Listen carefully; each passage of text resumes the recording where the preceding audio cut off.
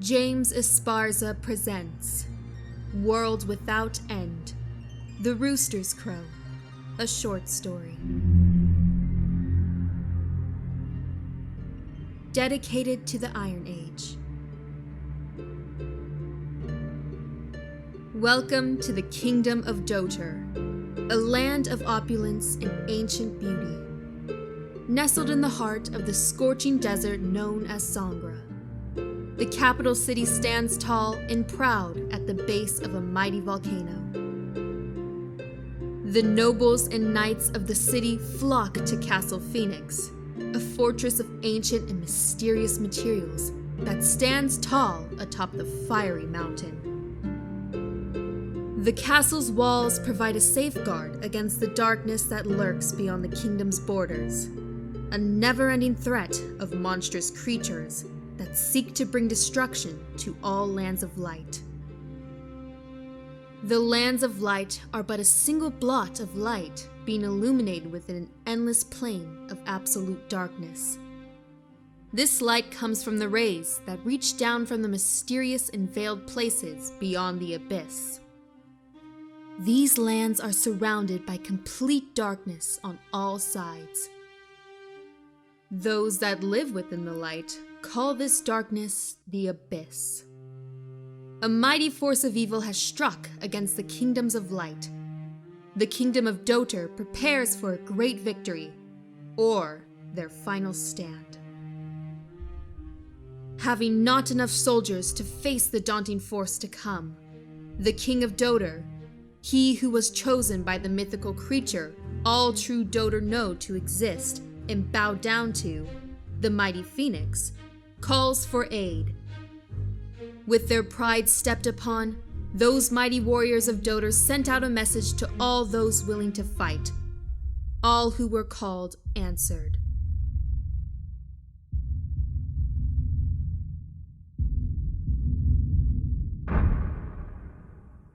Fernando felt the blood running down his face. His helmet had received such a severe blow, it flew right off his head, and now he lay down on that cold ground. The sound of the raging battle around him nearly petrified the wounded warrior. A hand from the world above reached down and pulled Fernando away from the chaos. He rested against a wall as he was settled.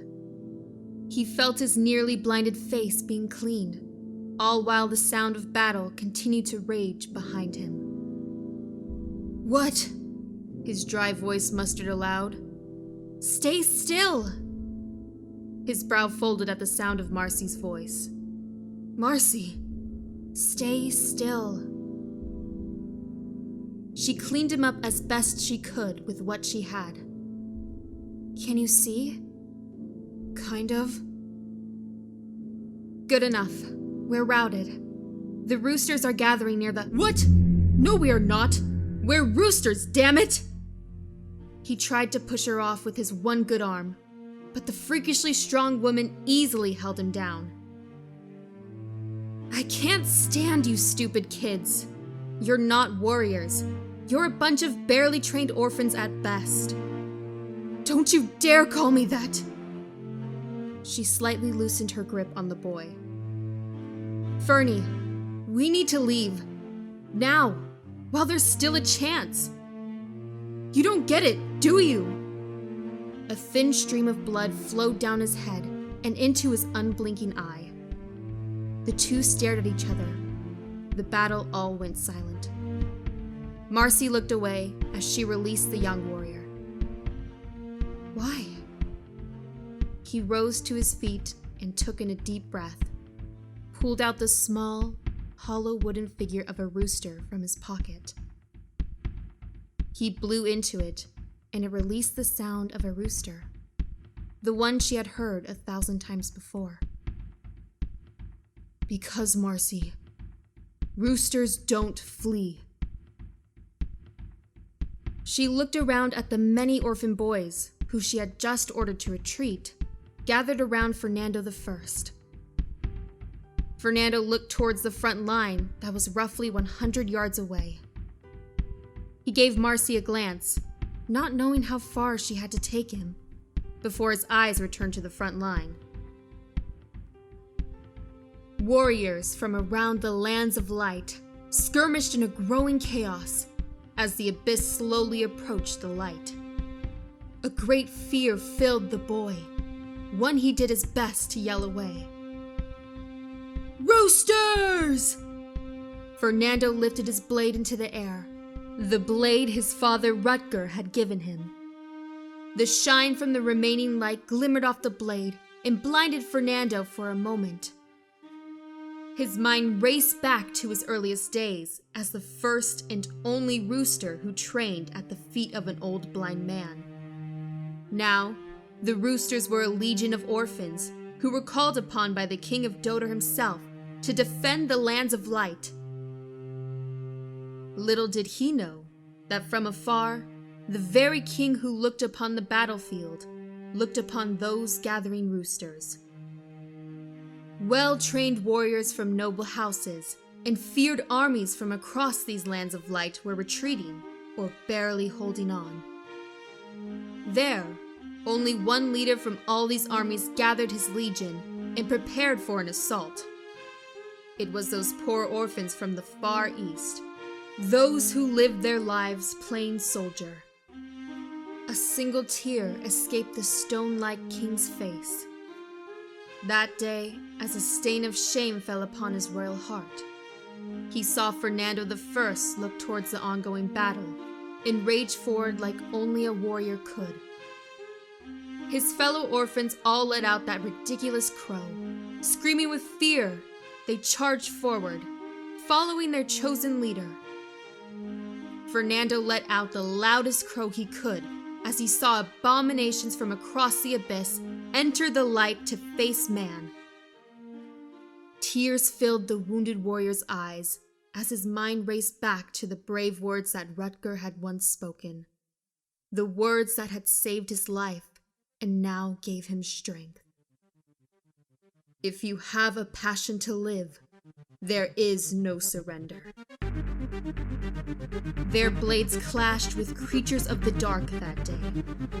Children with the hearts of warriors fell to strange weapons of steel and biology. The Roosters did their best to hold a line as soldiers from other legions seemed to retreat en masse, seeing these foolish roosters provide enough defense to give them their window of opportunity. At the sight of this, the king's fist clenched. They're just boys. His sister Rosa, who stood by his side, felt an utterance in the fire that burned within all those born of the royal bloodline. My brother? He did not answer, as her eyes turned and glanced at those young warriors. That is when she knew what he was thinking. You cannot give them the blessing. They are not of true Dodor descent. They are not of our tribe, brother. In that raging chaos, all seemed to go quiet as his eyes met hers. I spoke to the young, foolish warrior of a leader, as I did all those who chose to stand beside us this day. Like a true Dodor, they have a passion for life. They will not surrender. His eye burned with the calming fire of the blessed Phoenix, who bestowed the authority of his power on this king. There is a new Dodor born today. He raised his armored fist towards them. In the midst of the battle, young Fernando saw many of his fellow roosters gored under the ferocious creatures that met their shields. He used their deaths to strengthen his resolve. For every rooster that fell, he only wished to fall in combat, with twice as many having met his blade before the end. Though that time had seemingly come. A creature of unknown origin smashed into his shield and sent him, along with a few of his fellow roosters, flying and landing a ways back. His line was broken, and he saw his roosters rout to him and begin to form a second line. But before they could, the gore-covered beast plunged forth like an ocean of abominable flesh, and kept their line broken. Fernando's eyes widened at the sight. No. His open wounds bled as he saw Marcy in the far-off distance, having joined the fray. In his heart, he knew she wouldn't leave them. That was when a strange aura filled him. His wounds had stopped bleeding, and his tired and sore body seemed to recover. What is this? He looked to his fellow Roosters and saw that they too had found hidden strength. That was when he felt something, an attachment deep within, like a tug pulling him in a particular direction. He turned and looked far behind the fading line. There, he saw the king he once spoke to, with his fist in the air. The two locked eyes, and the young Fernando I saw a phoenix flying over the castle that lay far behind the line. He was bestowed with the blessing of a doter, and was accepted by the phoenix himself into their tribe. He quickly jumped to his feet with ease as he saw that break in the line sealed by his fearless warriors, each rooster with a strange fire-like aura around them, one that only those of the tribe of Doter could see. The roosters slayed the beast to an ominous degree. Those unspeakable creatures that arrogantly gored man were finally matched by a group of orphan boys. Many commanders saw this turning of the tide and felt the shame of the king. Their men were routed in seeking higher, more defensible grounds while using these boys as cover. No more. The retreating armies turned and refused to allow these warriors to face the darkness alone. With a newfound vigor, the forces of light charged forward with a passion for victory. The fight had only begun.